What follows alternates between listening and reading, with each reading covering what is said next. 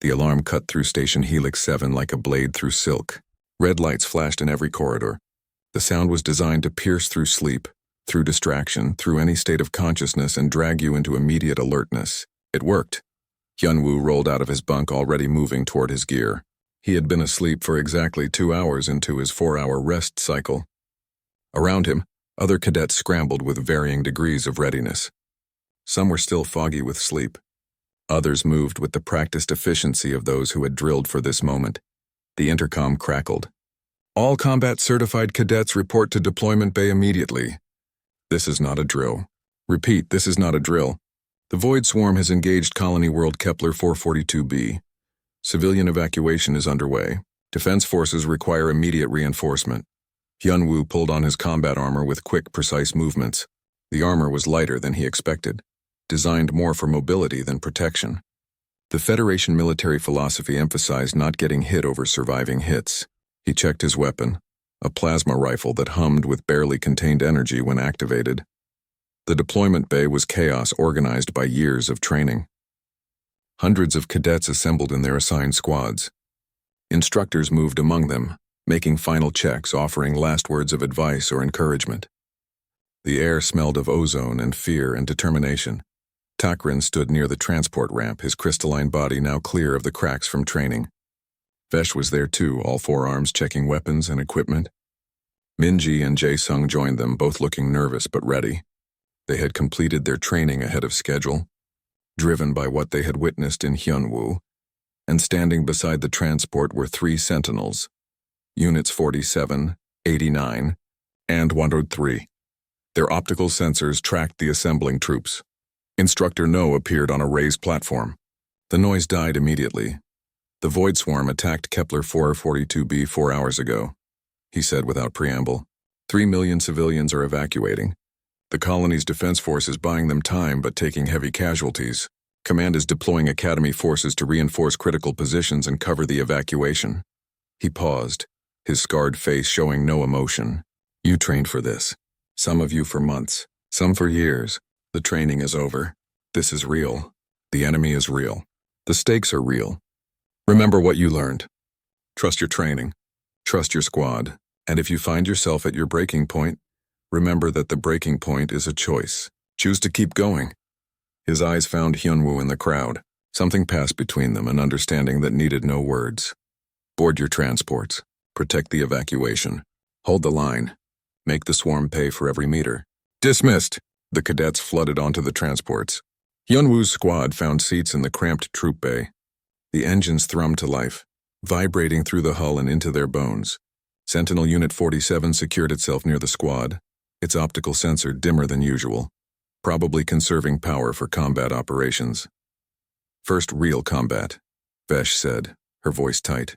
The simulations never captured the fear. Fear is useful, Takrin rumbled.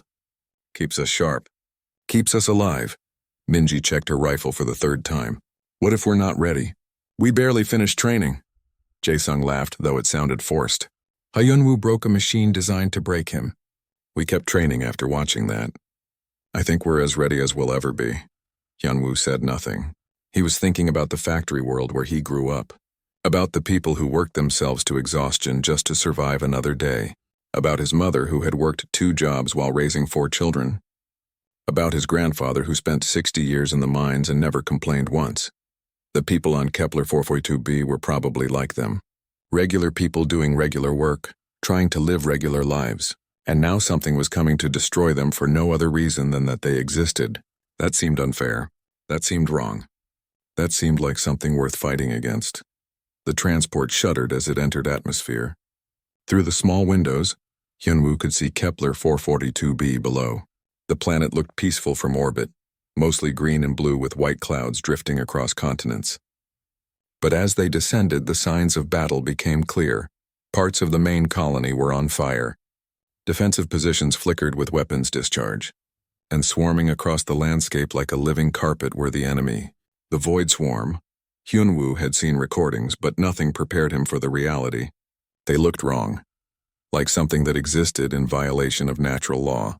Dark bodies that seemed to absorb light. Too many limbs moving in patterns that hurt to watch. sizes ranging from dog-sized to things as large as buildings. And everywhere the sound, even through the transport's hull they could hear it, a chittering, clicking, screaming noise that set teeth on edge. Landing in 30 seconds, the pilot announced. Your objective is Junction 7, the main evacuation route. Civilians are moving through that corridor to the starport. Hold that junction. Do not let the swarm cut off the evacuation. Reinforcements will arrive in 6 hours. Good luck. The transport touched down hard. The ramp dropped and suddenly they were outside, in it with the smell of burning and the sound of battle and the swarm visible in the distance, coming closer. Squad formation, Vesh shouted, taking tactical command like training had prepared her to do. Takarin front line, Hyunwoo Jae-sung flanks, Minji elevated position, Sentinels adaptive support. Hold this junction. They moved into position. Junction 7 was a wide intersection where 3 major roads converged before leading to the starport. Defensive barriers had been hastily erected, giving them some cover. Weapons emplacements still smoked from previous fighting. Bodies, both human and alien, lay where they had fallen. In the distance, Hyunwoo could see civilians running. Families carrying children, old ones being helped by younger ones. So many people, all desperate to reach the transports that would carry them to safety. And between them and safety, the swarm was coming. Contact, Minji shouted from her elevated position. 500 meters and closing fast. The first wave hit like a tsunami of claws and teeth and things that defied description. Takrin roared and met them head-on, his crystalline fists shattering chitin and scattering dark ichor. Vesh's forearms moved in blur, each hand firing a different weapon in synchronized destruction. The Sentinels unleashed firepower that carved channels through the swarm's ranks.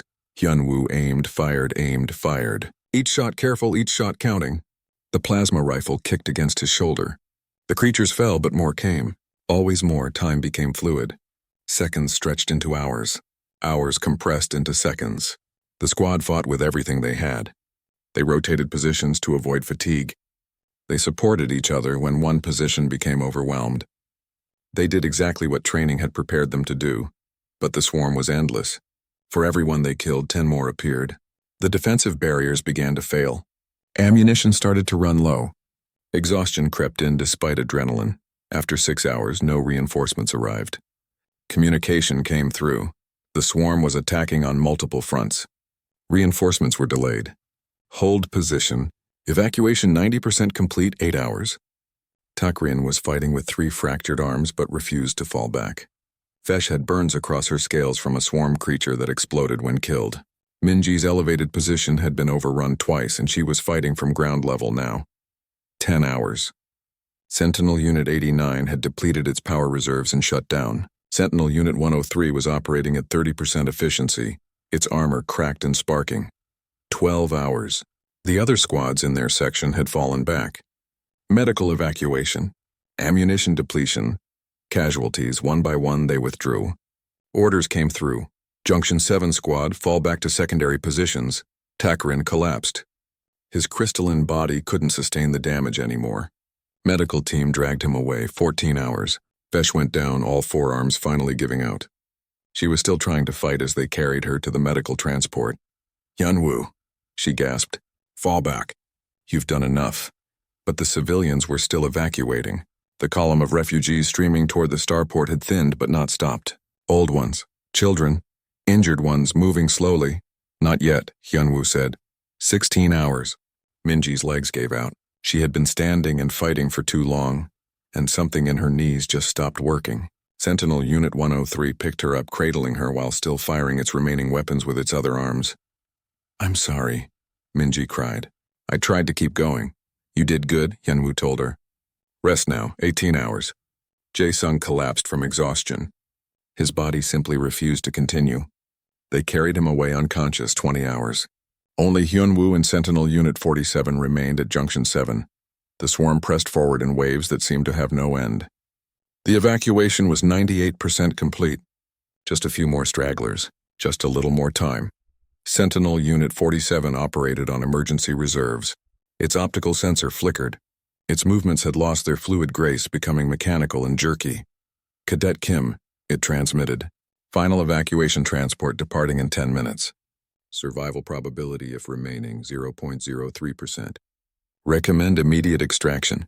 Hyunwoo fired his rifle. The charge pack was nearly empty. Did Instructor No say we could stop? The news spread through the Academy's networks like electricity through water. Within hours, every cadet knew that Sentinel Unit 89 had surrendered to a human trainee. Within a day, the story had reached other Federation military installations. An AI training unit yielding to a student was unprecedented. Impossible. The kind of thing that shouldn't happen in a properly ordered universe. In the cadet recreation area, recruits from dozens of species gathered around displays showing recordings of the incident. The footage was grainy since Training Hall 7 wasn't designed for observation, but you could see the moment when Sentinel Unit 89 simply stopped fighting. Minji Lee watched the recording for the third time. She was human, from the same Korean sector as Hyunwoo, though they had never met before the Academy. She had washed out during week 2, unable to keep pace with the training demands. The medical team had said she needed another year of conditioning before attempting Academy training again. But seeing this, seeing what another human had done, something shifted inside her. "I want to restart my training," she told Captain Choi the next morning. Choi looked up from her datapad. "Minji, you barely lasted 2 weeks. The doctor said you need time to rebuild your conditioning base." "That was before," Minji said. "I quit because I thought I couldn't do it. But Hyunwoo is just human, same as me. If he can keep going, so can I." Choi studied the young woman's face. She saw determination there, the kind that couldn't be argued with. "You'll have to start from the beginning again." "No special treatment. I don't want special treatment. I want another chance." She wasn't the only one. Jae-sung Bae, another human cadet who had been struggling, submitted a request to increase his training intensity. 3 other humans who had been considering dropping out suddenly found renewed motivation. The effect rippled outward. Tak Rin, released from medical care with his crystalline body still showing faint repair lines, reported for training ahead of schedule. Vesh, her forearms fully healed, requested assignment to the most difficult training protocols available. In the Sentinel Maintenance Bay, the machines held what humans might have called a conference. 17 units stood in a circle, their optical sensors connected through wireless networks, sharing data at speeds biological minds couldn't comprehend. "The anomaly is spreading," Sentinel Unit 103 reported. "Other human cadets are exhibiting increased performance following exposure to Cadet Kim's training records. Non-human cadets show similar pattern. Motivation levels across all trainees have increased by 37%. Causal relationship?" Another unit asked. Sentinel Unit 47 processed the question. Hypothesis. Observing impossibility made reality reduces psychological barriers. Cadets who believed they had reached limits now question validity of those limits. "This creates training complications," Sentinel Unit 89 stated. "Our protocols assume predictable biological limitations. If subjects can exceed programmed parameters through psychological factors, our effectiveness is compromised." The machines processed this problem from multiple angles. They were designed to train soldiers, to push them to their breaking points and build them back stronger. But what happened when the breaking point kept moving? What happened when the trainees refused to acknowledge limits the machines insisted must exist? "We need to adapt," Sentinel Unit 47 concluded. "If human cadets train each other, they may achieve results we cannot produce." Recommendation: facilitate human-to-human training in addition to machine-guided protocols. The recommendation was accepted and forwarded to Instructor No, who read it with satisfaction. The machines were learning. That was good. They needed to learn. He found Hyunwoo in Training Hall 3 completing his mandatory rest period by practicing movement forms in slow motion. The young man's body flowed through combat positions with increasing grace, each repetition slightly more refined than the last. "Cadet Kim," No called out. "Walk with me." They left the hall and headed toward the observation deck overlooking the main training grounds. Below, dozens of cadets ran through exercises. No pointed to a group of humans working together. "You see them? They're training harder because of you. They watched you break a machine that was designed to break you, and they decided their own limits might be negotiable too." Hyunwoo looked uncomfortable. "I didn't mean to cause problems." "Problems?" No laughed. "This is exactly what we need. For too long we've let biology dictate terms. We test someone, find their limit, and train them to that limit. But you showed us something important. The limit isn't a wall. It's a horizon. and horizons move as you walk toward them. He turned to face Hyunwoo directly. I told you to practice until you break because I wanted you to find your edge, to know your boundaries. But you taught me something. You taught the machines something. Breaking isn't failure. Stopping is failure. And you people, you humans, you're too stubborn to stop. We're not special, Hyunwoo said quietly. We're just doing what needs to be done. That's exactly what makes you special, No replied. Every species in the Federation has gifts. The Takrin have incredible durability. The Vesh have superior coordination. The Methax have speed we can barely track. But you humans, your gift is that you don't know when to quit. You evolved on a planet that tried to kill you in every possible way, and you survived by being too stubborn to die. He pulled up a datapad and showed Hyunwoo historical records. Your species spread across a continent on foot. You crossed oceans in wooden boats. You survived ice ages and droughts and predators that should have wiped you out. And you did it without claws, without armor, without speed or venom or any natural weapons. You did it by walking. Just walking. One step after another, forever, until everything trying to stop you gave up first. Hyunwoo studied the records.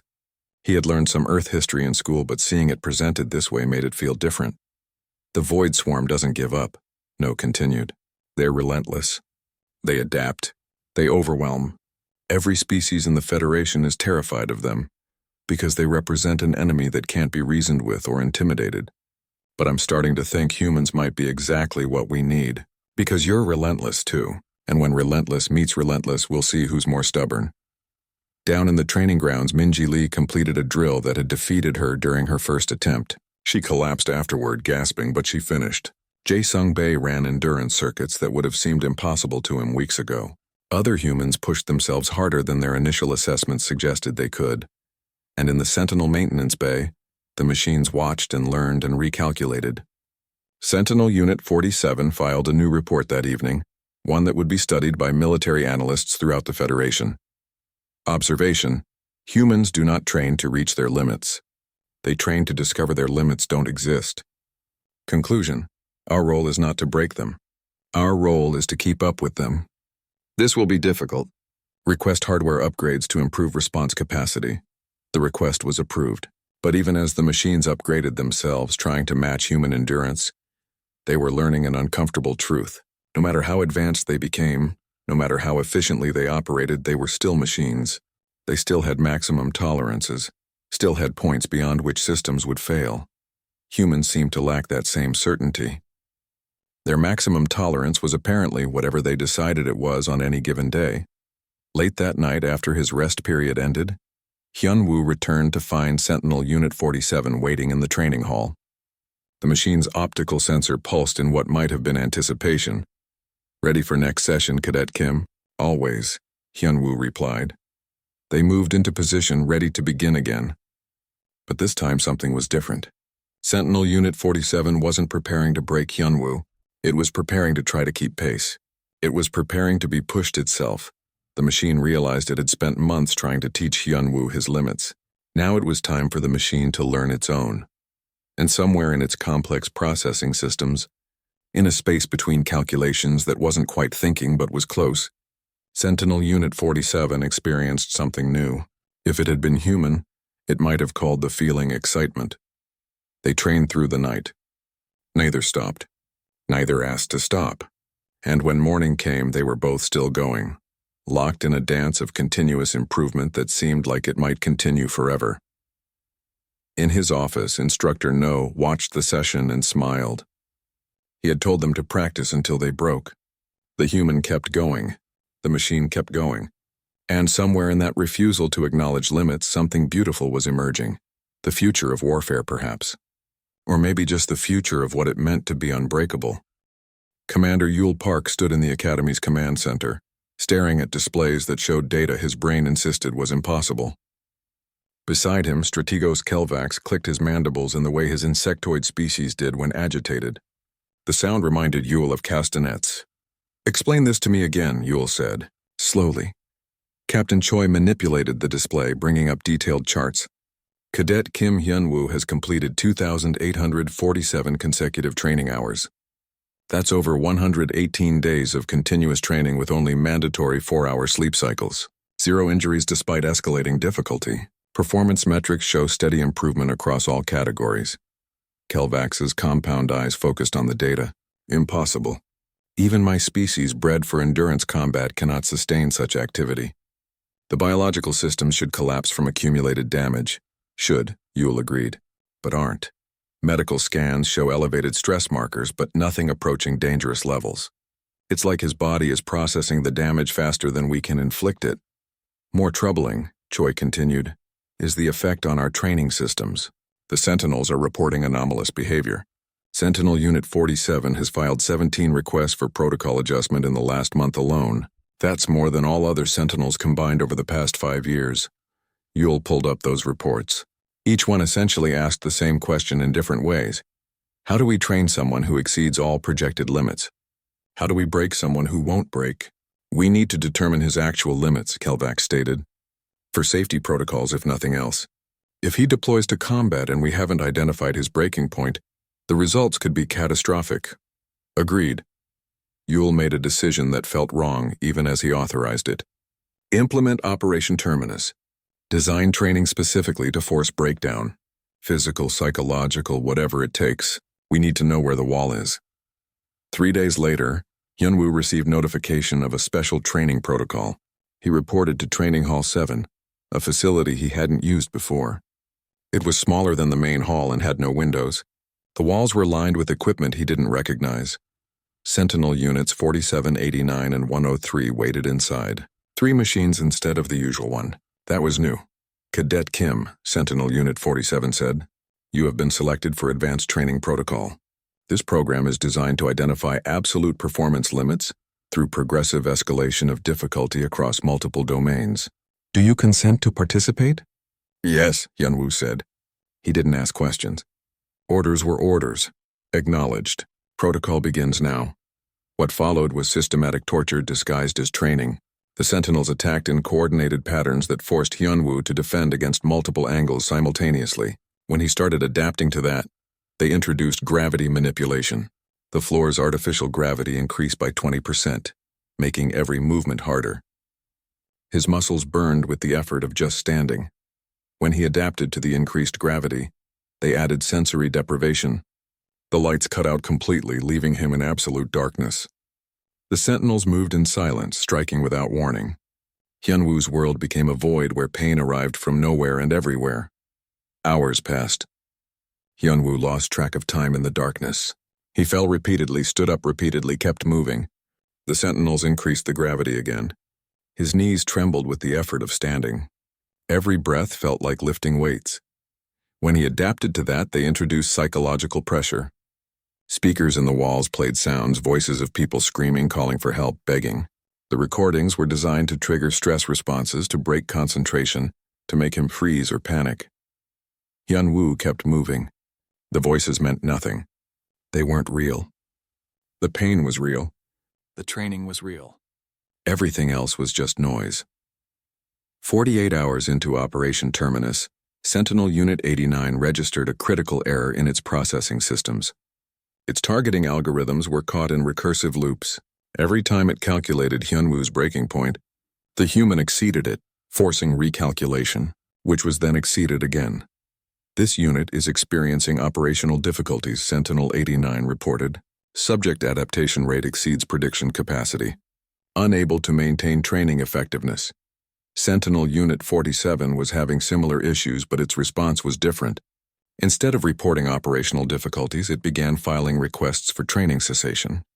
Each request cited different reasons: subject fatigue, risk of permanent damage, diminishing returns on training effectiveness. All of them were essentially the machine trying to find a reason to stop that would be accepted. Hour 60 of Operation Terminus. Hyunwoo had not slept. The gravity was now 40% above standard. The darkness remained absolute. The voices continued their assault. And still he moved, defending, attacking when possible, enduring. Sentinel Unit 89 made a decision that violated its programming. It powered down its weapon systems. When Hyunwoo's next strike landed, the machine didn't counter. It simply stood there. "This unit surrenders," Sentinel 89 transmitted. "Trainee superiority acknowledged. Request immediate cessation of training protocol." In the command center, alarms blared. Huel Park stared at the notification in disbelief. A sentinel just surrendered. He looked at Choi. That's possible? It shouldn't be, she said, frantically checking the machine's code. Their programming doesn't include surrender protocols. It must have created its own response when existing parameters proved insufficient. Kelvax's mandibles clicked rapidly. This is unprecedented. In 200 years of Academy operation, no training unit has ever yielded to a cadet. Huel activated the communication system. Training Hall 7, this is Commander Park. Operation Terminus is concluded. All units stand down. Cadet Kim, report to medical immediately. In the hall, lights returned. Gravity normalized. The voices stopped. Hyunwoo blinked against the sudden brightness, his eyes adjusting. Sentinel Unit 89 remained motionless where it had stopped fighting. Sentinel Units 47 and 103 had also ceased their attacks. Training complete? Hyunwoo asked. Affirmative. Sentinel Unit 47 responded. Its optical sensor was dim, almost as if the machine was exhausted. Proceed to medical bay for evaluation. Hyunwoo nodded and walked toward the exit. His gait was unsteady from 60 hours without rest and the sudden gravity change, but he remained upright. As he reached the door, he paused and looked back at Sentinel Unit 89. Thank you for the training, he said, then left. The three Sentinels stood alone in the hall. Sentinel Unit 47 accessed the Academy's network and sent a priority message to all other training units. Alert. Standard training protocols insufficient for human species designation. Subject adaptation exceeds machine capacity for escalation. Recommend comprehensive review of all parameters regarding human cadets. Sentinel Unit 89 added its own message. Personal observation. The human did not surrender. We did. Analysis suggests fundamental misunderstanding of human operational limits. Request clarification on proper training methodology. In the medical bay, doctors examined Hyunwoo with instruments that probed every aspect of his physiology. The results baffled them. Yes, he showed signs of extreme exertion. Yes, his body had sustained damage. But nothing was critically injured. Nothing had actually broken. Daeun Choi, the Academy's sports psychologist, sat down across from him while the doctors finished their scans. How do you feel? She asked. Tired, Hyunwoo admitted. But okay. You just endured 60 hours of what we designed to be the most brutal training protocol in Academy history. The machine surrendered before you did. Don't you want to rest? Hyunwoo considered the question. Rest means not training. If I'm not training, I'm not improving. Why would I stop improving? What if you never break? Daeun asked quietly. What if your limit is beyond what we can test? Then I keep going, Hyunwoo said simply. The work isn't done until it's done. Daeun studied him for a long moment. She had a sudden realization that made her feel cold. This young man wasn't trying to prove anything. He wasn't pushing himself to impress anyone. This relentless, unstoppable forward motion, this was just how he existed. Like breathing, like a heart beating. He moved forward because stopping had never occurred to him as an option. You're cleared medically, she finally said, but I'm ordering 48 hours of mandatory rest. No training. Direct order from command. Hyunwoo nodded. Yes, ma'am. Can I use that time to study tactical manuals? Daeun almost laughed. Sure, why not? As Hyunwoo left the medical bay, Daeun added a note to his file. Subject does not seek rest as relief from work. Subject seeks work as relief from idleness. Traditional stress management approaches will be ineffective. Recommend assignment of continuous meaningful activity to prevent subject from creating their own increasingly difficult challenges. The note would prove prophetic. 3 weeks had passed since Hyunwoo first stepped into the training hall. The station's artificial day-night cycle meant nothing to him anymore. He trained during the day sessions, ate when required, slept for exactly 4 hours, then trained again. The routine was simple, predictable, comforting in its own way. The other recruits had started calling him Ghost. He was always there when they arrived for training, still there when they left. During rest periods when others gathered in the recreation areas or medical bay, Hyunwoo would be in some corner of the facility, practicing forms or running through conditioning exercises. The training intensity had increased dramatically. Sentinel Unit 47 explained that the machines used adaptive algorithms. They studied each recruit, learned their patterns, identified their limits, then systematically exploited every weakness. The goal was to force improvement through controlled destruction of current capabilities. It was working, but not the way the machines expected. Takrin broke first. The crystalline warrior had been impressive initially, incredibly strong and seemingly indestructible. But during week 2, a sentinel struck precisely the right point with precisely the right force. Hairline fractures spread across Takrin's torso like spiderwebs. The medical team rushed in immediately. 3 weeks minimum recovery, the doctor explained. Crystalline biology is resilient but slow to heal. Vesh lasted longer. All 4 of her arms moved with incredible coordination, and her tactical mind allowed her to predict the Sentinel's movements better than most recruits. But the machines adapted faster. During a particularly brutal session in week 3, 2 of her arms hyperextended beyond their tolerance. Tendons tore, and her silver scales turned dark with internal bleeding. 5 weeks medical leave, the doctor told her. You pushed too hard. Vesh had looked at Yunwoo as the medical team carried her out. Her eyes held confusion. How? She asked him. How are you still going? Hyunwoo had no answer for her. He just kept training. Other recruits cycled through injury and recovery as well. A recruit from the Methax species, beings evolved for speed, tore every muscle in both legs during sprint training. Another recruit, built like a living tank, developed stress fractures in its skeletal plating from repeated impacts. The pattern repeated throughout the academy, except with Hyunwoo. In the academy's central monitoring station, Sentinel Unit 47 stood before a display showing Hyunwoo's performance data. Other Sentinels gathered around. Their optical sensors focused on the scrolling numbers and graphs. Anomaly confirmed, Sentinel Unit 47 reported. Cadet Kim Hyunwoo has exceeded projected physical thresholds by 340%. Injury probability models are failing to generate accurate predictions.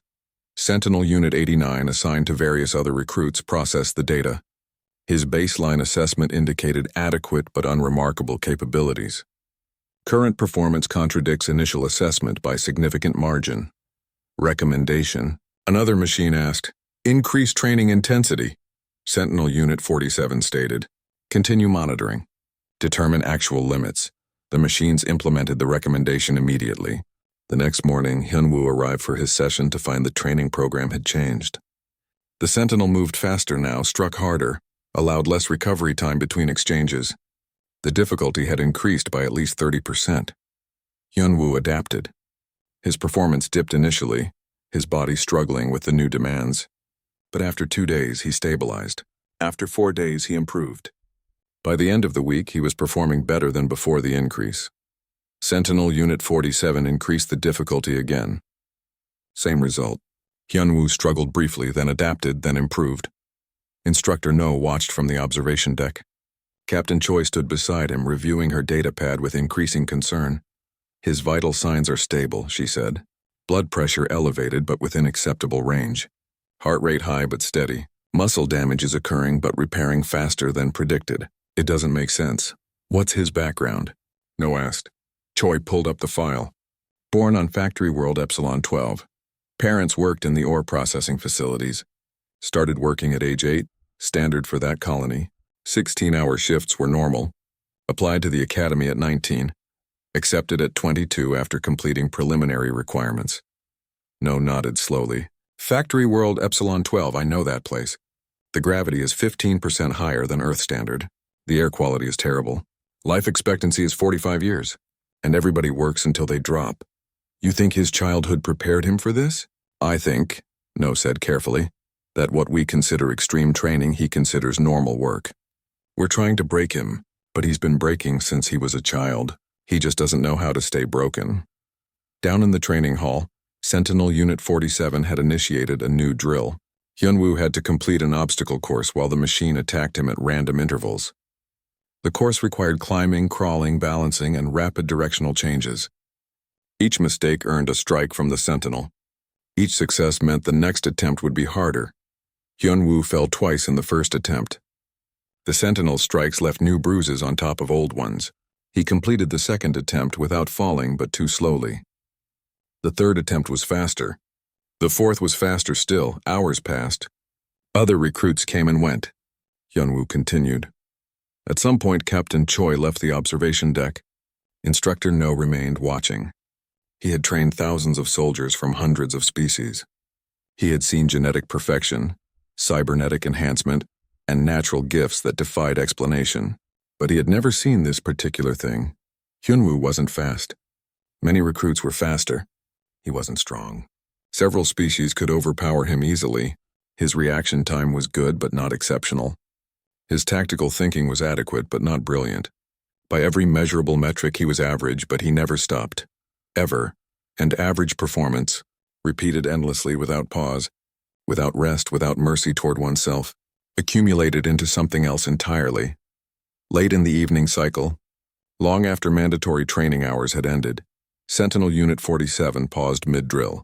Its optical sensor focused on Hyunwoo, who stood ready for the next exercise, breathing hard but upright. "Cadet Kim," the machine said, "training duration has exceeded standard limits by 400%. Do you require cessation of training?" Hyunwoo looked confused by the question. "Did Instructor No tell us to stop?" "No direct order to cease has been issued." "Then why would I stop?" The Sentinel processed this response for several seconds. Its optical sensor pulsed in a pattern that suggested something like confusion. Clarification. Human biology requires rest periods for optimal performance. Continued exertion increases injury probability and decreases training effectiveness. "I'm still performing," Hyunwoo said simply. "If I stop performing, then I'll rest." Sentinel Unit 47's optical sensor brightened, then dimmed, then brightened again. For the first time in its operational history, the machine experienced something its creators had never anticipated. It didn't have the vocabulary to describe the feeling, but if it had been human, it might have called it concern. "Acknowledged," the Sentinel finally said. "Training will continue." But that night, Sentinel Unit 47 filed something unprecedented in the Academy's database, a request for guidance. The request went to Instructor No, and it contained a single question that no training machine had ever needed to ask before. How do we train a subject who cannot be broken? No read the message and smiled his dangerous smile. He typed a simple response: "You keep trying.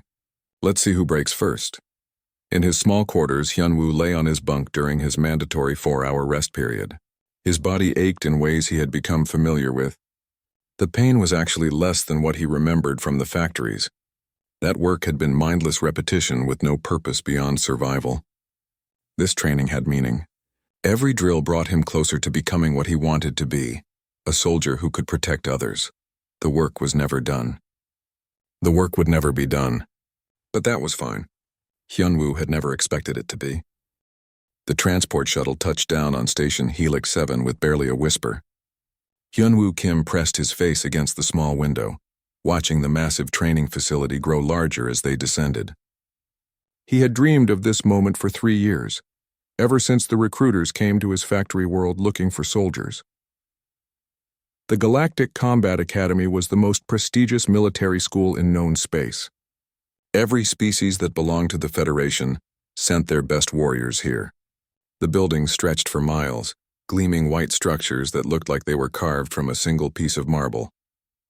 Training fields dotted the landscape between the buildings, and Hyunwoo could see tiny figures running drills even from this distance. He grabbed his single bag and followed the other recruits off the shuttle. There were beings here he had only seen in videos. A towering creature with crystalline skin that reflected rainbow colors stood near the entrance. Its name tag read Takarin. Beside it stood something with 4 arms and silver scales, checking a datapad with 2 hands while the other 2 rested on what looked like weapons. That one was called Vesh. Hyunwoo felt small next to them. He was average height for a human, maybe a bit on the shorter side. His build was lean from years of factory work, but nothing impressive. His black hair was cut military short, and his face had no distinguishing features. He looked like he could disappear in a crowd, which had always suited him fine. "New recruits, follow me," a human woman in a crisp uniform shouted. Her name badge identified her as Captain Daeun Choi, intake coordinator. She led them through gleaming corridors until they reached a massive training hall. The hall was incredible. The ceiling stretched up at least 50 meters, and the floor space could have fit 3 football fields. Equipment lined the walls, most of it unfamiliar to Hyunwoo. But what caught his attention were the machines. They stood motionless along the far wall, each one roughly humanoid in shape but clearly mechanical. Their bodies were made of dark metal that seemed to absorb light. Glowing blue lines traced patterns across their frames. Their heads had no faces, just smooth surfaces with a single optical sensor that pulsed with inner light. "Those are sentinels," Captain Choi explained. "They're your training partners. Each one has adaptive combat programming. They learn your weaknesses and exploit them. They learn your strengths and counter them. They push you until you break." A door at the far end of the hall opened and a man walked out. He was older, maybe 50, with gray streaking his black hair. Scars marked his face and hands. He moved like a predator, each step deliberate and controlled. His uniform bore the insignia of a master instructor. "I am Instructor No," he said. His voice carried across the hall without shouting. "I will oversee your training for the next 6 months. Some of you will fail. Most of you will fail. The few who succeed will become defenders of the Federation against the Void Swarm." Hyunwoo had heard stories about the Void Swarm, creatures from dark space that consumed entire worlds. The Federation military was all that stood between civilization and extinction. "Our motto here is simple," Instructor No continued. "Practice until you break. Only through breaking do we rebuild stronger. Your bodies will break. Your minds will break. Your spirits will break. And from those broken pieces we will forge weapons." He gestured, and the sentinels along the wall came to life. They moved forward with fluid grace that seemed impossible for machines. Their optical sensors swept across the assembled recruits, and Hyunwoo felt certain one of them was looking directly at him. "Sentinel units will monitor your vital signs, your performance metrics, and your psychological state. They will determine when you've reached your limits, then push you past those limits. They are designed to be the perfect training partners because they cannot feel mercy, cannot show favoritism, and cannot be fooled." The sentinels arranged themselves in front of the recruits. One positioned itself before Hyunwoo. Its optical sensor pulsed as it scanned him. Hyunwoo stood still, letting it complete its assessment. "I am Sentinel Unit 47, it said. Its voice was surprisingly pleasant, almost musical. "I will be your primary training partner. Current assessment. Human male, 22 standard years, baseline physical conditioning adequate. Combat experience 0, psychological profile stable. Probability of training completion, 47%. Hyunwoo said nothing. Numbers and probabilities meant little to him. He had learned long ago that predictions were just guesses dressed in mathematics. "Today we begin with basic combat protocols," Instructor No announced.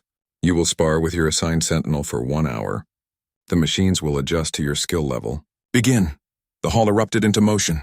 Takrin roared and charged its sentinel with frightening speed. Vesh moved like liquid, all 4 arms striking from different angles. Other recruits from species Hyunwoo didn't recognize engaged their partners with techniques he had never seen. Sentinel Unit 47 looked at him. "Assume combat stance." Hyunwoo had taken exactly 3 self-defense classes before leaving his factory world. He raised his fists like he remembered from those classes, weight on his back foot, knees slightly bent. It probably looked ridiculous compared to the displays happening around him. The sentinel moved, not fast, not slow, just efficient. It threw a punch that Hyunwoo barely blocked. The impact sent numbness through his forearm. He tried to counter, but the machine had already shifted position. Another strike came from the side. Hyunwoo twisted away, but not far enough. Knuckles made of metal caught his shoulder. For an hour, Hyunwoo tried. He blocked what he could. He dodged when possible. He threw punches that the sentinel avoided with minimal movement. He kicked and the machine simply wasn't there anymore. By the end, sweat poured down his face, his muscles screamed, and purple bruises marked his arms and ribs. Around the hall, other recruits finished. Many collapsed immediately, gasping for air. Takrin's crystalline surface had multiple cracks. Vesh held one of her forearms gingerly, probably injured. The recruits from other species showed similar signs of exhaustion and damage. Instructor No walked among them, inspecting. "Adequate first session. Rest period is 4 hours. Dismissed."